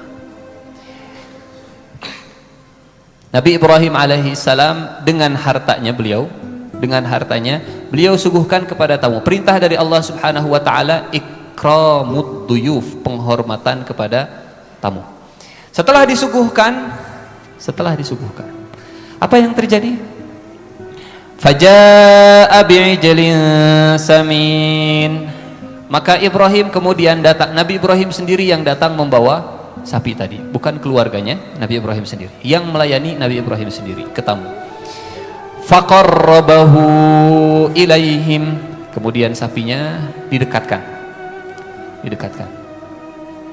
Bukan tamunya yang disuruh mendekat, tapi makanannya yang didekatkan. Silakan. Setelah didekatkan, tamunya hanya saling pandang, hanya dilihat saja. Nabi Ibrahim bingung. Ada tamu, di depannya sudah ada makanan yang enak, tapi mereka hanya memandang saja. Apa arti pandangan ini? Nabi Ibrahim masih belum tahu. Sehingga kata Nabi Ibrahim, ala ta'kulun? Tamunya tidak dikenal. Ala ta'kulun? Enggak dimakan? Silakan, mumpung hangat. Ala ta'kulun? Silakan. Ala ta'kulun? Sama seperti di depan kita sudah ada bungkusan. Ala ta'kulun? Ala ta'kulun? Tapi yang di dalam bukan daging sapi, saya nggak tahu apa isinya. Ala ta'kulun? Karena setelah disuruh makan mereka tidak juga makan.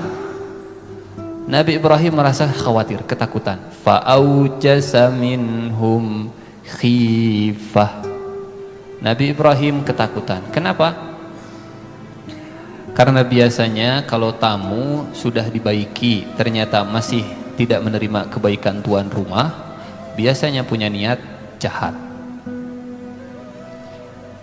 Ada tamu dengan niat jahat, kalau dibaiki dia nggak mau terima kebaikan kita, kemungkinan besar berniat jahat. Fa'aujasa fi nafsihi khifah. Maka takutlah Nabi Ibrahim alaihissalam. Tapi Allah tidak menceritakan Nabi Ibrahim merasa rugi. Capek-capeknya sudah motong sapi, sudah korban sapi, sudah motong daging sapi, ternyata Allah nggak ceritakan itu. Nabi Ibrahim tidak merasa rugi setelah menjodorkan, memuliakan tamu. Tapi yang Nabi Ibrahim khawatirkan, fa'aujasa fi nafsi, khawatir dengan keselamatan dan keselamatan keluarga. Apalagi tamunya banyak, minimal 3. Dari mana kita tahu minimal 3? Dari kalimat Dhaifi Ibrahim al-mukramin. Dalam bahasa Arab ini kalimat jamak. Jamak dalam bahasa Arab itu 3 ke atas. Kalau satu tamunya, hal ataka haditsu dhaifi Ibrahim al-mukram. 1 tamunya. Kalau 2, hal ataka haditsu dhaifi Ibrahim al-mukramain. Kalau 3 dan seterusnya, Hal ataka haditsu dhaifi Ibrahim al-mukramin. Ada 3 tamu yang tidak dikenal masuk ke rumah Nabi Ibrahim, disuguhkan makanan, dan saya yakin nyuguhkannya kalau 3 itu banyak. Itu kalau 3, kalau 5, kalau 10, kalau 7, sapi sudah disembelih tapi nggak dimakan. Nabi Ibrahim khawatir jangan-jangan perampok dan seterusnya. Akhirnya kata mereka, la takhaf, jangan takut, jangan khawatir. Ini peristiwa kejadiannya setelah peristiwa penyembelihan Ibrahim kepada Nabi Ismail alaihissalam. Jadi kita banyak loncatnya. La takhaf, jangan takut wahai Ibrahim. Wa basyaruhu bi ghulamin alim, jangan takut wahai Ibrahim, kami datang ke sini hanya ingin memberi kabar gembira. Tamu yang tidak dikenal ingin memberi kabar gembira, ya. Apa kabar gembiranya? Istrimu yang mandul itu insya Allah bakal punya anak. Bakal punya anak. Fa aqbalat imra'atuhu fi sarratin fasakkat wajhaha. Istrinya kemudian datang, kata istrinya, ajuzun aqim, saya sudah tua dan saya mandul, mungkin saya punya anak. Ajuzun aqim. Kata tamunya, kadzaliki qala rabbuki innahu huwal hakimul alim. Demikianlah Allah subhanahu wa ta'ala, dan Allah subhanahu wa ta'ala maha bijaksana dan maha mengetahui. Apa hikmahnya?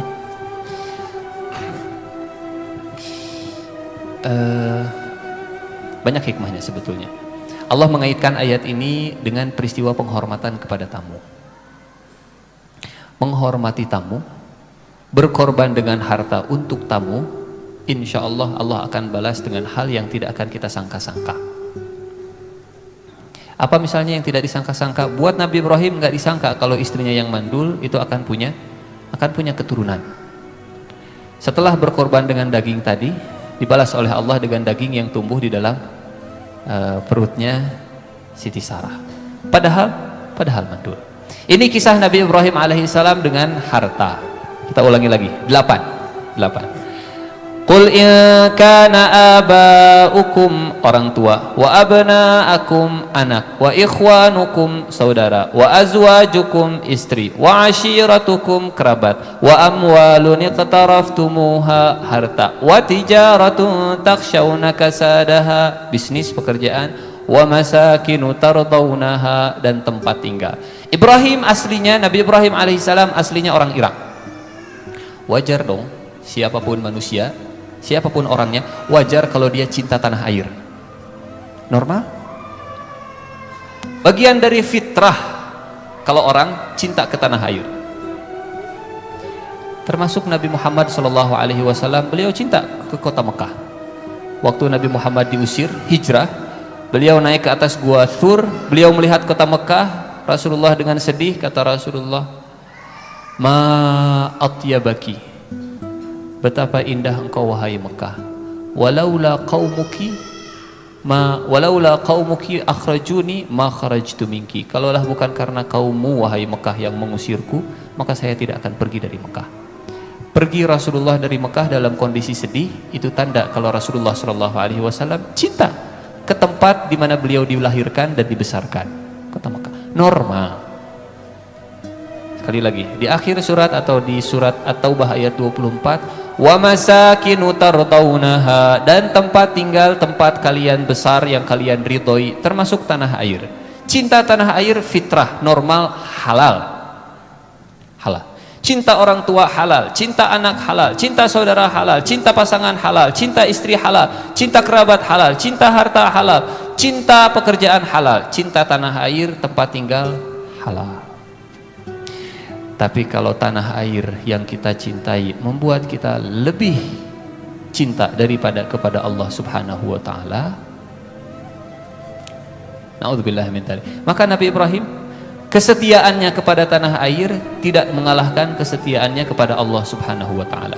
Nabi Muhammad kesetiaannya kepada kota Mekah tidak akan mengalahkan kesetiaannya kepada Allah Subhanahu Subhanahu wa ta'ala. Tetap yang pertama Allah, yang kedua Rasul, yang ketiga berjuang di jalan Allah Subhanahu wa ta'ala. Kalau tidak bentrok, silahkan. Kalau bentrok, dahulukan yang tiga. Kalau tidak bentrok, silahkan. Misalnya apa kalau tidak bentrok? Misal kalau tidak bentrok, apa hukumnya tidur? Apa hukumnya tidur? Halal? Halal. Apa hukumnya tidur kalau azan berkumandang? Azan subuh berkumandang, kita sedang tidur. Tidur yang tadinya halal, saat azan berkumandang, Allahu Akbar, salatu khairum minan naum. Kemudian imam sudah qomat, Allahu Akbar, Allah. Yang tadi halal, itu hukumnya bisa jadi berubah.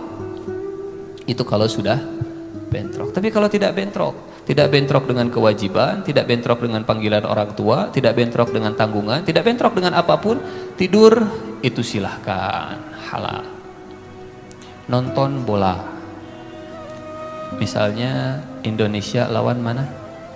Kemarin lawan UAE 2-2. Nanti lawan mana lagi misalnya? Halal, silahkan, halal. Tapi kalau misalkan bentrok antara nonton bola dan sederhana saja, waktu sholat, mana yang didahulukan? Ini cinta tanah air atau cinta Allah? Sederhana. Atau begini, kita sedang asik nonton, kita tinggal di rumah orang tua, ini seru nih, halal misalkan, tontonannya halal, film apa misalnya, apalah terserah. Tiba-tiba orang tua manggil, teh a.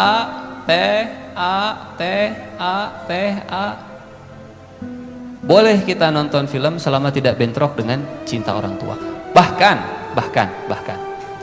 mungkin pernah dengar kisah Juraij ahli ibadah.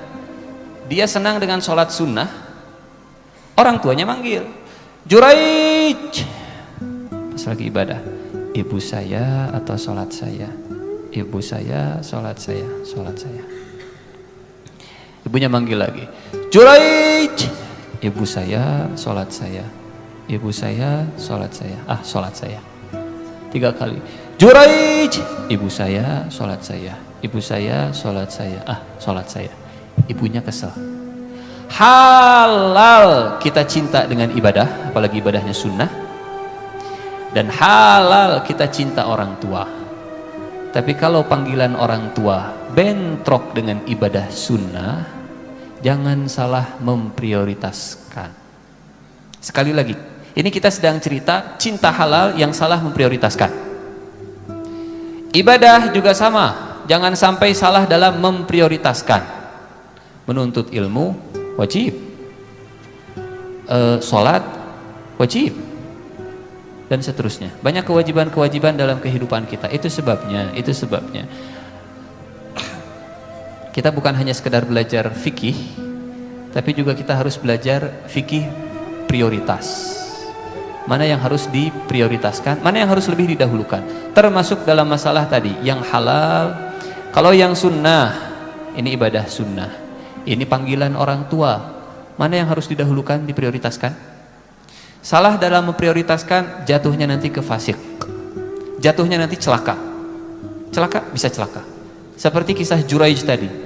Juraij, sholat saya, sholat sunnah ya, bukan sholat wajib. Juraij, sholat saya.